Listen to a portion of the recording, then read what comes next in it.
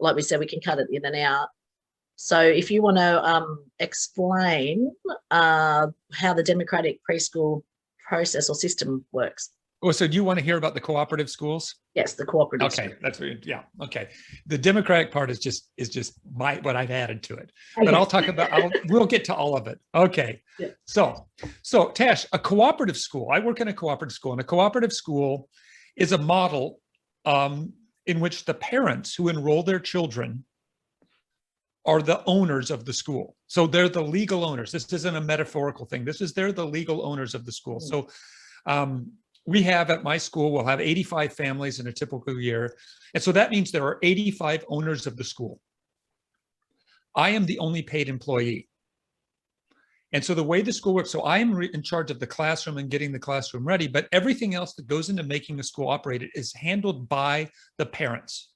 So they do the administrative work, they do the financial work, they tax preparation, they do the maintenance, they do the custodial work, they do the gardening, they do everything that goes into making school work. So each one of these 85 families has a job, and that we're all counting on to get it done. And so in a very real sense, I have 85 bosses as well. So these are the people that hire me, they fire me, they evaluate me. But the truth is, on a day-to-day basis, I don't think of them as my employers, because on a day-to-day basis, they also work with me in the classroom as assistant teachers. And so they are my arms and legs in the classrooms, the people I have. So, we have these incredible ratios, right? Because even my two-year-old class, we might have 20 kids, but we'll have 11 adults there sometimes in that room. And Tash, you've been to see my classroom. You see that, if you just know my classroom by my blog, you just see pictures of kids. But what everybody always remarks on when they come to actually visit the class in session is how many adults are there. Because we have all of these adults there who are there to support me and to support the children to get the curriculum done. And what I love about this is, and I know that, a lot of people think when they hear about this, well, the good thing is having all the extra adult bodies there, you have great ratios. Not always. And the bad thing is, how good can they be, right? I mean, they're parents, right? They're parents, and they don't have any specific training in being in the classroom. And I will say, and we all know this, right? There's some of them who are brilliant. They're just natural pedagogues. They're natural in the classroom, and they come in and do. But there's a lot of them who are really bad at it too. And so this is the community that our children have. What I love about it is that most of the kids are there for 2, 3, or even 4 years. And so even if these parents start out with their 2-year-old and they're yelling at kids and they're doing it the wrong way, through the process of role modeling, through the process of parent education, by the time they've been with us for a couple of years, you suddenly realize that you're training teachers. You're training these parents in the art of pedagogy. And it's the same way the children do. It's like play-based education for the adults. They're there for their kids. They're there for the experience of being with their child. In the process of doing what they've chosen to do, they also become educated. One of the brilliant parts I love about it is that, every parent comes to us in the early years and they know their kid's a genius, right? Because I know Tash, I know Oscar's a genius, right? I know Tom's a genius. Your kids are, my girl Josephine's a genius. They're a genius. We all know this, and that's the way parents should feel. If a parent doesn't feel that way, I start to get concerned. I want them, and they'll brag to you, right? They come in and they brag and they say, my son Oscar, he was doing his ABCs when he was 2 years old, or something like that, right? And you feel the pride and the love and all that, and that's great. But at the same time, every single new parent is coming in with fears and concerns, right? They're coming in worrying that their child is behind, because there's a lot of reasons for it, but parents are less experienced now than ever before when they're having their kids. They've for many parents, most people seem to be having their kids in their 30s, early 30s or something like that. Well, they haven't been around children sometimes since they were kids themselves. There's a lot less of that culture of helping out, being the older sib helping out mom, or being the aunt helping out, and you don't have your grandparents around. And so there's a lot of these parents coming in, so they're concerned, what's normal? And they're worried their kid is behind, right? And you hear this, you read it in the media and everywhere else. It's, the kids are falling behind, or there's learning loss, or there's, they always talk about the summer learning loss, right? When you take your break, or when you take your holiday break from the schools, and they're worried, the kids are going to fall behind. And parents are worried.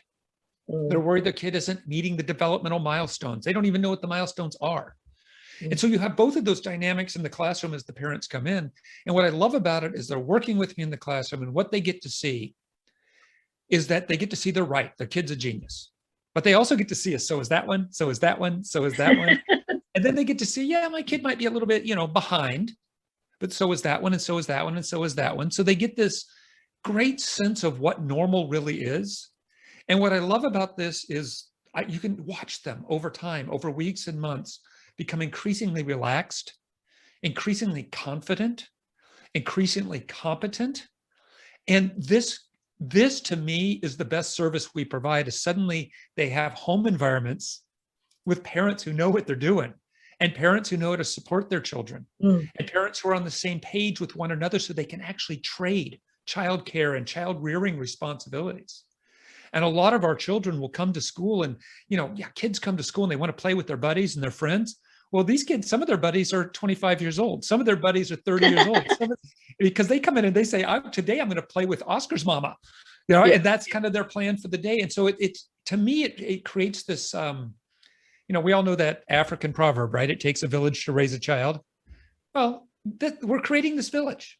We're creating this village, this place where everybody can help one another out. And it is beautiful. I have families now whose children have graduated from university even, but they met in co-op and they still socialize with each other. Their kids are still friends with each other, because it really becomes a whole community. And so that's what I love about this. Yeah. I love about this model. And, Alfie Cohen, probably you're familiar with him, I know, Tash, but he's the author. He talks about how education, especially this progressive play-based style education, it needs to be marinated in community. And without community, we lose so much. And so for me, I think that is the thing I'm proudest of in my career working in cooperative schools. So with the cooperative schools, do the parents have to be participant in the actual classroom, or do they have options to do? Because I know it's sort of part. In my school, they have to. It is if you are assigned. So we have one of the parents' jobs is scheduler, and that parent schedules all the parents into their slots. They consult with them and they say, okay, I'm going to work every Monday morning, or I'm going to work every Thursday afternoon, or something like that. And they're on the schedule. I'm counting on them. I've got a job for each one of these parents. So if I have 5 or 6 parents, which is a more typical number than the 11 I mentioned before, if I have 5 or 6 parents, each one of them will have a responsibility that I've pre-assigned to them. And so if they can't make it on their day, they have a dental appointment, or they have they wake up and they're sick, it's their job to get on the phone and start calling the other parents and asking them to fill in for them. That is a good strategy. And so, right, exactly. So it's not on me. I just know that I'm going to get my full contingent every day. I mean, of course, there's times when it doesn't happen, and if they miss too often, then the community itself, I don't have to do it, but the community, because it runs itself, usually will ask that parent to leave. Now, I will say, I've been doing it for the better part of 20 years. We've never asked a family to leave. We have had families leave because they can see the obligation was too much for them. Okay. And that's maybe 1 or 2 families a year will make that decision. So the families know that they have to do it. Have you ever had a parent come in that just didn't want to be there? They knew they had to be there as part of, because they want to be part of that cooperative school. But have you ever had anyone that just didn't sort of want to be there? Because it's self-selected. Going in, and we're very clear, right? I mean, yep. I always talk about the fall orientation. For us, that in the US, that's when we start school in the fall. So September, October. And that meeting before the kids have ever been in class, I love doing what I call managing expectations. Yep. And I tell the parents everything that they should expect and what I'm going to expect of them. And what the community is going to expect of them, what their obligation is. And they should know it going in. I mean, from the day one, they are brought into the community. We've always said, our motto has always been, the hallmark of a strong community is how quickly the newcomers are brought into the center. And so we try to bring each person in, and the more responsible a job we can assign to them, or they can adopt for themselves, the more they're going to get out of it. Mm-hmm. We've had parents before that will say, for example, and this isn't true anymore, but for a long time when I did this, we were so democratic in the way we operated the school that any amount of money that we were going to spend over $50 that wasn't already in the budget had to be voted on by the entire parent community. So you were going to spend $51 on something for the kids. It took discussions. We had to sit down together because we back then too, we didn't allow online voting. Everything had to be done in person. So we would have to wait till our monthly parent meeting. We'd sit down, we'd discuss it, and then we would vote. And we had, it was always consensus. We never had an issue with it, but that was the way our democratic process worked.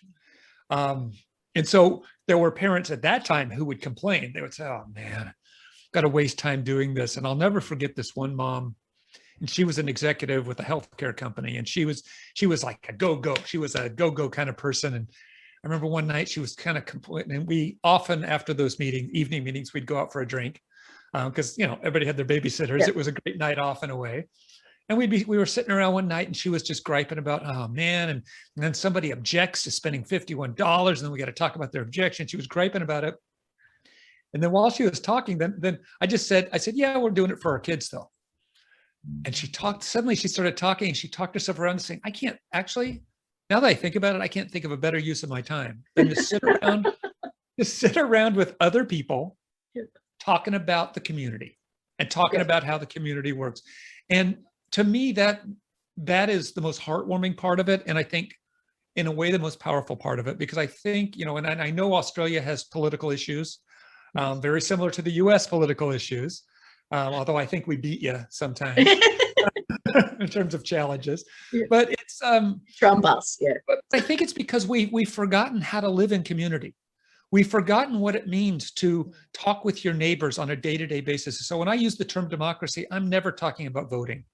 I mean, that's the least of. I'm never talking about politicians. I'm talking about day-to-day retail democracy, the kind where you talk with your neighbors and you share ideas and you listen to other people as they tell you things that you disagree with, but they're my next door neighbor and we share a fence and, we gotta get along. Yeah. And so to me, I think that is the powerful part of this model is groups of people coming together with their disagreements, not having to give up their disagreements, but despite those, learning how to agree with one another. And then that filters down into the curriculum for the children as well, where that is coming to agreements with one another is one of the most important things we do. Right. And I think there's two key points to that. And something that in Australia, one of the other changes that we had in the last 10 years was really developing a really strong philosophy underneath your service, which really came through with your program practice and policies and procedures and things. And I think that's what happens with your cooperative preschools. People come there because of the philosophy. They come there for that reason. And what I always recommend with education leaders and nominated supervisors when they're doing HR is make sure that philosophy is front and center. Make sure that person, when they come in, knows exactly who you are and what you want to achieve as a service, so that they're on for the ride. Like that, when you said they come in and managing that expectations from the beginning, so that they know what you're not having those conflictions once they're there and they're embedded in there. Well, that's exactly, Tash. I mean, to me, it's all about managing the expectations, being very clear what you're all about from the front and being willing to say, this might not be the right place for you. That's right. And I've said that to many parents. Yes, exactly. So when the parents come on board, do you have any strategies to get them? So you role model, you talked a bit about role modeling before. Do you have any other strategies to help them understand what you're doing on a day-to-day basis or to guide their practice with children? Oh yeah, absolutely. We have, our school, our cooperative school, the Woodland Park Cooperative School, is part of a collection of cooperative schools that operate under the auspices of North Seattle College. And North Seattle College, so each one of our parents are also enrolled at the college as students, and they're receiving college credits for being a parent and being in the school. And so when we have our monthly parent meetings, part of the time is spent on the business of the school. The other part of the time is spent on parent education. And this is mandatory to come to the parent education. So once a month, they're showing up and and the college provides us with a professional parent educator, very seasoned veteran, usually women, who have been usually, you talk to them and they've been teaching for 35 or 50 years or something like that. So they really know, and they also have parent skills, parent education skills. And so these parent educators work with me to make sure that we're providing the parents with the tools they need to be effective in the classroom. But more importantly, it's a time for the parents to start saying, yesterday the kids kept fighting over the blocks all day and I didn't know what to do. And so we don't have to do it right in the moment. Yep. We're able, because role modeling is great, but it's not 100%. That is our calm time to sit down with the parents or with the group and start talking about, okay, well, what happened? And then we can really discuss what happened. And so between me and the parent educator, and then the parent educator also comes to class 1 day a week to work specifically with the parents on not just their classroom issues, but also their parenting issues. Okay. Because one of the things that happens out of our school is that the discipline strategies, the speaking with children strategies, the caring for them, the listening, all of the things we use as tools tend to go home. And then the parents start using them in their homes. And so we're reinforcing this community 24/7, in fact, which is really powerful for the kids, because when they hear their mom saying the same thing Teacher Tom says, and then they hear, Tash's mom saying the same thing, and then they hear Roger's mom saying the same thing, it really gives them the sense of, this is who we are as a community. These are values we have, and these are the ways I'm supposed to be treated. Oh, I love that. And especially with the consistency across the adults all doing that, because that's another thing that we find is for behavior support is that the adults aren't consistent. Right. And so to be able to have that training that really helps them, and that community that supports them to be consistent and work through that. So and we spend that time in the parent meeting. I should just mention, in the parent meetings, very often the entire hour will be given over to talking about the behavior of one child. Right? Because if there's a child who's doing a lot of hitting or biting and just creating, there's often kids like that, right? You occasionally have a child, maybe they have autism, maybe they ADHD, there's a diagnosis, or maybe there's not. But there's, a kid who's kind of eating up the classroom. And so then you have the whole parent community sitting around strategizing and talking about, okay, what are we going to do here? What's the pedagogy say? What are the issues? And then we're able to come up with a plan that all of us are following. And it becomes, and what's great is then we don't have parents coming into us and complaining. Like, they're part of the process. Yeah. Alex bit her, and I'm mad at you about that. They're coming in, and then they're sympathizing with the parent because, they know Alex's mom.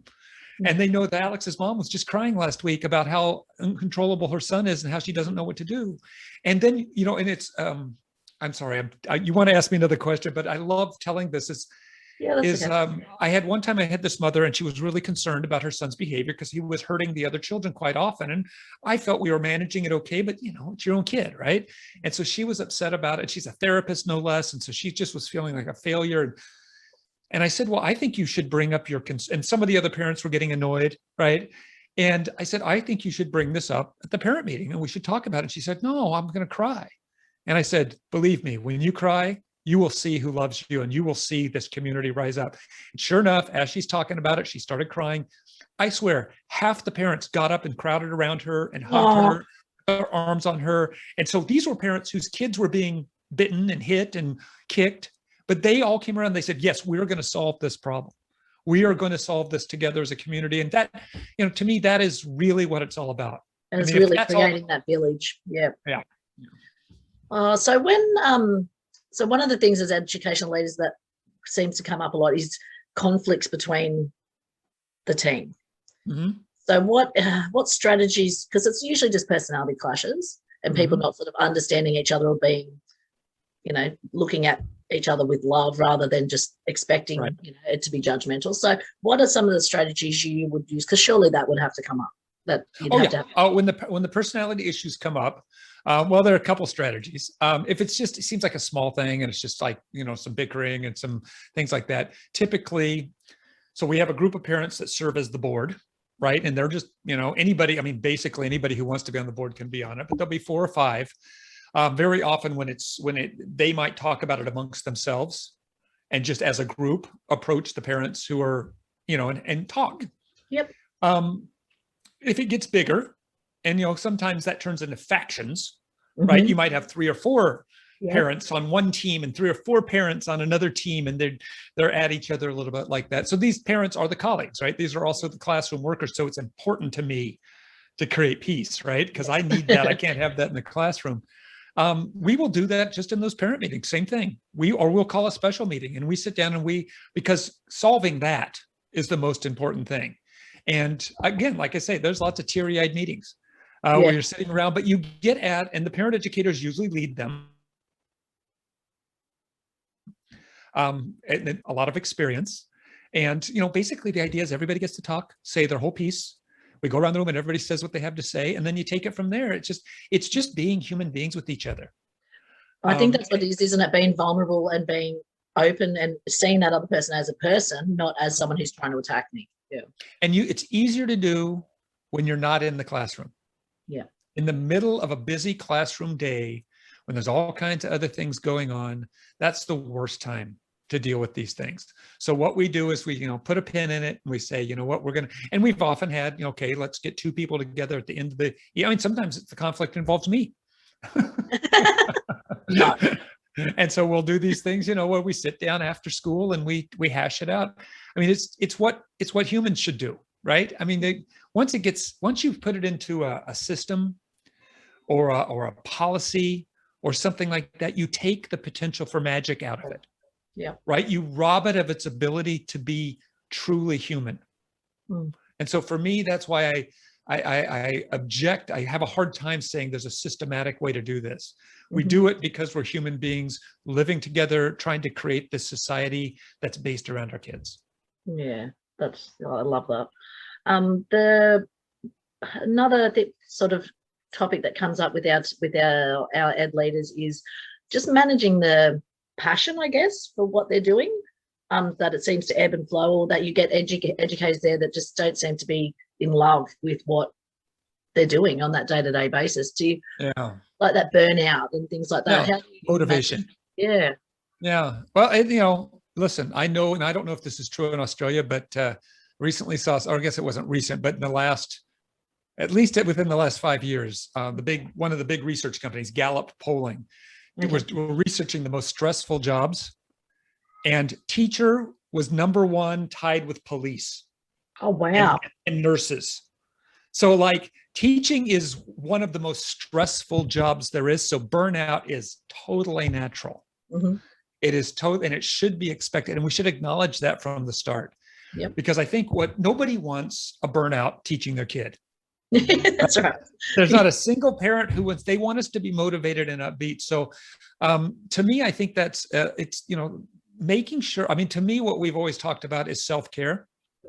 Making sure that we give people the space if they need the time off, that they need a break, or if they need, we very often had families who were having hard times, or they were, having difficult times, and being in the classroom didn't work for them, where even though we have the policy, if you don't come on your work day, you get kicked out. It's very often we have parents miss 3-4 months at a time. Yeah. Because the other parents just say, well, gosh, we'll cover for you. And then you have some parents coming 2 days a week, and they're doing it just because they are members of the community. They don't expect to get paid back. Right. And that we shouldn't expect that. So, motivation is a tough one. Motivation is really hard. And I think that for teachers, especially, we don't do this. If you ask yourself this, and I think most people who are in this business, we didn't get into it for the money. No. We didn't get into it for the prestige. No. We didn't get it for the glamour, the fame, or the power. Although maybe there's a few people like bossing kids around, but come on, man, there's better ways to do that. You can go be a coach of a sports team. That's where you get to really boss kids around. Or get a job in a non-play-based place. But no, we do it because we want to support young children to reach their highest potential, however that means to us. And when we lose that vision, when we lose that piece, a lot of time that has to do with, like I said before, the systems. Too many things that you have to do that aren't core central to that. Right? You know what I mean? It's like, I don't think anybody burns out just being the teacher, just hanging out with the kids, just loving them, just supporting them. You burn out when you got to do that. Plus you've got to do all the documentation. Plus you've got to do all the assessments. Plus you've got to do the parent meetings. Plus you've got to do, that's what burns you out. Right. The bureaucracy and the other expectations. That's why I love, and about learning stories, for example, using that model, because that puts That basically takes the teacher evaluation piece and the documentation and the assessment and puts them in the center of your curriculum, and it's just part of your day. Yep. And it's, you know, whenever I've talked to teachers about this, one of the first things they say is, that's just one more thing to do, is write those stories. But if it's done properly, you're eliminating all the other crap. Yep. And you're just doing that, you know, what you really were there to do. And when you're writing those stories, you're doing your assessment, you're doing your self-evaluation, you're doing all the important work you have to do, and the documentation, you're doing it all. And you're doing it by writing these beautiful, loving stories where what you're doing is focusing on how beautiful those children are. Yep. How wonderful they are. You're looking not at their deficits, but at their wonder, at the beauty of these kids. And so for me, I think there's most of us get burned out by the extra stuff. And a lot of the times that's expectations of that too. That's what they think that they should be doing.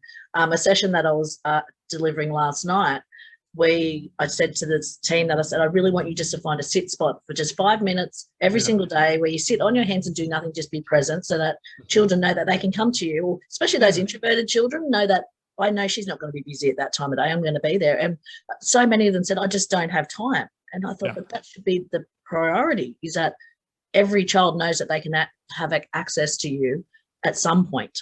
So we really need to, I think a lot of us have over expectations of what we should be doing, when if you really sat down with your team together and really looked at the priorities of it. I mean, we can always be busy all the time, but there's priorities. So, and I think and prioritize those breaks, you know, make sure when I've always said, you know, when I took a break, I left the school. I would go walk around the neighborhood. I didn't just stay there. I'd get out of there. I'd go get in my car and drive away if I could. You know, just, even if it was only 15 minutes, you know, you've got to change your headspace. Yeah. And so what are any other challenges that you've found with leading? Oh, well, I mean, the biggest challenge is all parents and their careers, right? Because we live in a world where everybody has a job now. We don't have stay-at-home parents to the degree we used to. That's one of the biggest challenges, I think, in this model. Is that piece of it, is that people just don't have the time. And so a lot of it is what you were just saying, right? You get to the thing where you just filled your life up and you got to be busy all the time. And I think Western society tends to value being busy. You know, it's like, I just had a crazy day. Work hard. When people, right. And when people say, oh man, I've had a crazy day, I've just had so much going on, there's a little bragging in there, right? I mean, you're supposed to be like, well, you're so important. It's like, you know, I love it and I think we all need to make sure we're making that time. But anyway, I think so some parents do that. You know, sometimes there's challenges between the parents. Like we talked about before, that would be the other issue that happens, and that can make it sort of hard. But everywhere you go, every time humans come together, it's there. The difference between a cooperative school and other kinds of schools is everything we do is totally transparent. Yeah. There's no such thing as confidentiality. If there's an issue going on, everybody knows everybody's business. And there's a lot of bad things in that sometimes, right? You don't get to keep secrets. But the beauty of it is that everybody knows everything. And so everybody has full information, and rarely do people feel like the powers that be have forced me to do something, because you have an equal voice. I think that would probably, the biggest challenge is just the same challenges that are part of any organization on earth.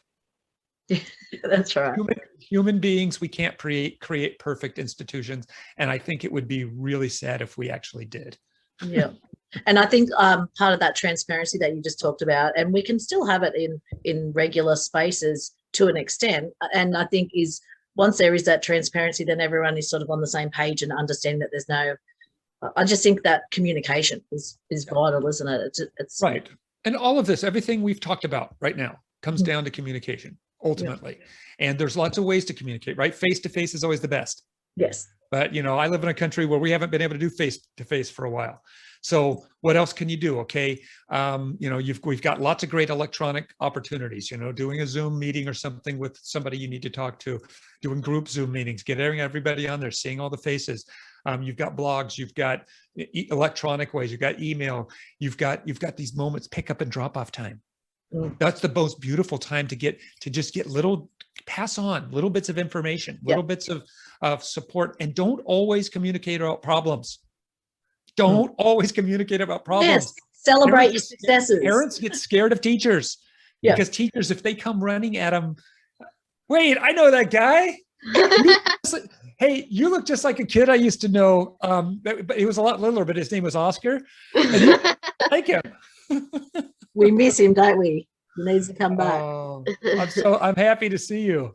We're just doing Did your mom tell you I had a dream about you? What? I had a dream about you a little while ago.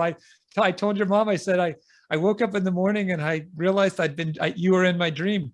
I was pointing to you. You were outside playing with some friends, and I pointed out to some and said to an adult, that kid knows how to play. You want to go hang out and I'll finish up? Yeah. Oh, that's great. Good to see him. He's gotten big. Oh, he is. He's not that little boy. Oh. I still have him sort of amberized at that first time I met him. Yep. You know, what he was like 8 or 6 or. Oh, no, younger than that. He's only 10 now. So he must have been only like 4 or 5. Yeah, so he was like 5 years old and 4 or 5. And so every time when I see him now, it's like, wait a minute, that might be his dad. I know. He's growing too fast. Right, Tom, well, thank you so much. That was amazing. And I know it's going to help us, our educational leaders, to reflect on some strategies and ways that they can. But I think definitely the main thing is realizing that we're a village, isn't it? That we're a village and we're here to support children, but to support each other as well. You know, it's not just about, I love those stories about when the parent came in and she was in tears and everyone hugged her. Like we need to treat the other adults in our space the way we treat the children. Yeah, I think that's totally true. I mean, to me, I always say that our school, we don't educate children, we educate families. And in the early years, if we could make that be the norm, the world could have no choice but to change for the better. Yeah. Thank you, Tom. I miss you. Thanks, Tash. I miss you. You'll be here